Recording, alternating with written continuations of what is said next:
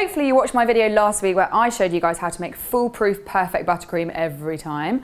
And this week I'm going to show you a way of using some of that buttercream to make your layer cakes look absolutely wicked.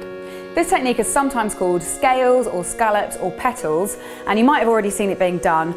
It's really great, it makes your cakes look absolutely wicked, but it is very time consuming. So I'm going to show you my way of doing it, which is much quicker, and I've nicknamed it the pipe and swipe.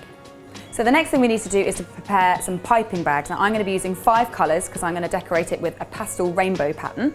And I've got piping bags with nozzles in which have round holes that measure about 1 centimetre across in diameter. So I'm going to fill these up with my different colours of icing. Now before we get started, let's talk a little bit about technique. What you might have seen before is when people do a blob of icing and then spreads it out with a palette knife. But what I do is to do both of those things in one movement. So I pipe a blob and swipe it off with my nozzle.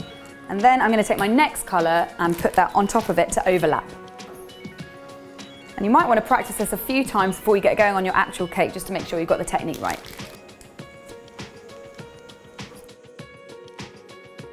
Now that we've got our technique down, we need a cake. I've already crumb coated and filled this cake. And if you want to learn how to do that, then please click on the link now to watch a video on that. And now all that remains is to transfer our piping skills onto this guy.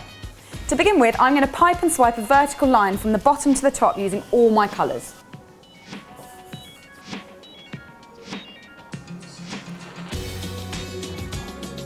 So there you can see it's already taking shape, but what we're going to do is create a diagonal rainbow pattern. So I'm going to start my next line at the bottom, but starting with yellow.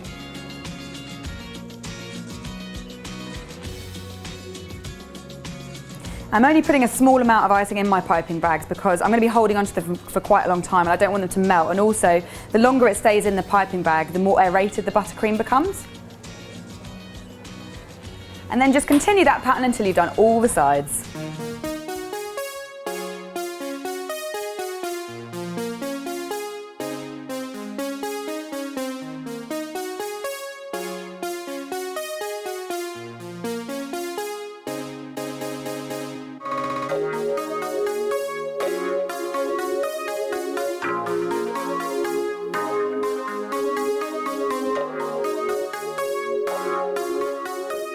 Once you get to the end, rather than swipe the last one into the first one, just do small blobs to create a little seam.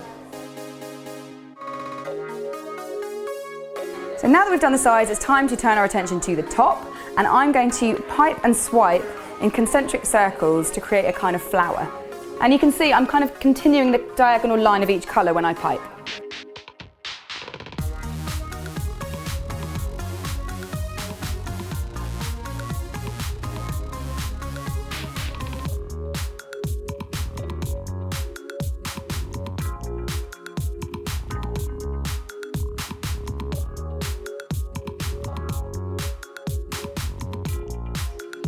And there it is, the finished pipe and swipe cake, and I think you'll agree that it was worth all the effort because it looked magnificent.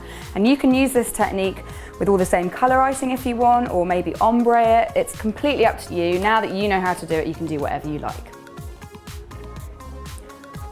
Thanks for watching. I hope you have loads of fun making this, and if you do make it, please tag me using #Cupcake Jemma on Twitter and Instagram because I'd love to see how you get on. And you should follow me on Instagram, Cupcake Jemma, and also Crumbs Doilies if you want to see more cakey goodness. I'll be back next week with another recipe for you guys. Subscribe in the meantime if you haven't already, and I will see you then. Bye!